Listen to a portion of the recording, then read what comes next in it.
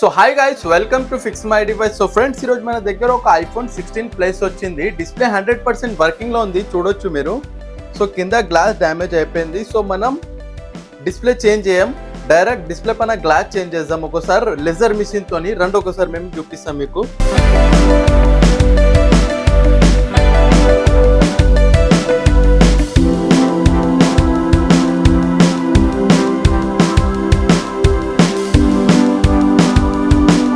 So friends చూడొచ్చు, కేర్ఫుల్గా glass తీసేసినాం మనం. సో ఇది ఒక్కసారి డిస్ప్లే గిట్లా చూడండి, 100% మొత్తం వర్క్ చేస్తుంది. ఒక్కసారి డిస్ప్లే చూడండి మీరు. సో పెప్పర్ డిస్ప్లే ఉంటుంది. సో ఇప్పుడు మనం ఒక్కసారి న్యూ గ్లాస్ చేంజ్ చేసి మీకు చూపిస్తాం. ఇది ఒక న్యూ గ్లాస్ చూడండి.